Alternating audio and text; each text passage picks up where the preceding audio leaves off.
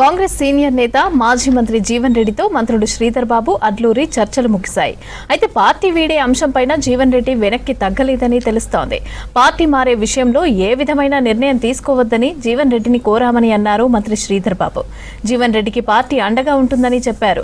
ప్రతిపక్షంలో ఉన్నా ప్రజల గొంతుకగా ఉన్నారని చెప్పారు.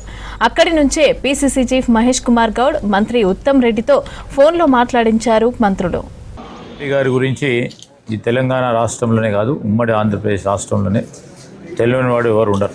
ఒక పద్ధతి గల నాయకుడిగా దాదాపు 4 దశాబ్దాల కాలం పాటు కాంగ్రెస్ పార్టీలో ప్రతి సందర్భంలో ప్రభుత్వంలో ఉండి సంక్షేమాన్ని, ప్రతిపక్షంలో ఉండి ప్రజల గొంతు వినిపించడానికి అహర్నిశలు కృషి చేసిన మా నాయకుడు జీవన్ రెడ్డి గారు.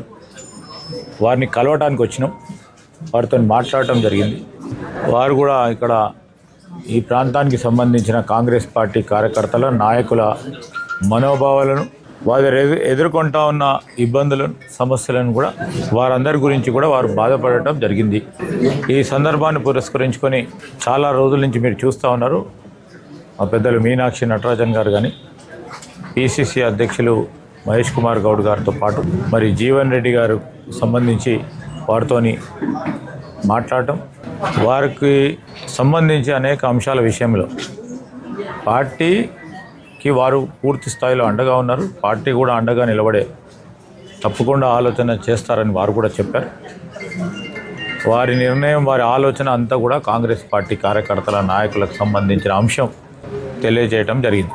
పార్టీకి సంబంధించిన అనేక అంశాలు మాకు తెలియజేశారు. పార్టీని దృష్టికి తీసుకెళ్తాం, ముఖ్యమంత్రి గారి దృష్టికి కూడా తీసుకెళ్తాం.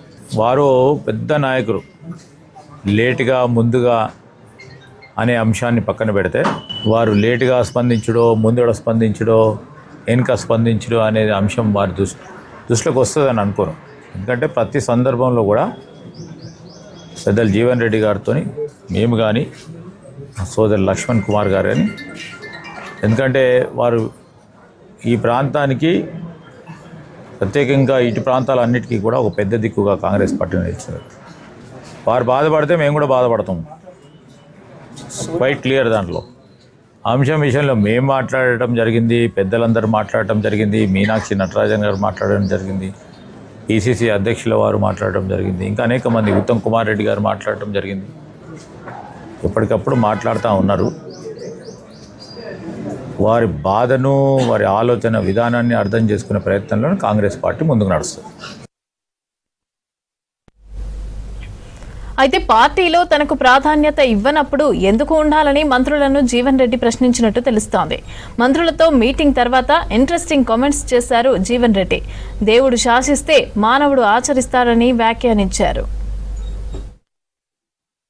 దేవుడు శాసించిండు, మానవుడు అనుసరిస్తాడు.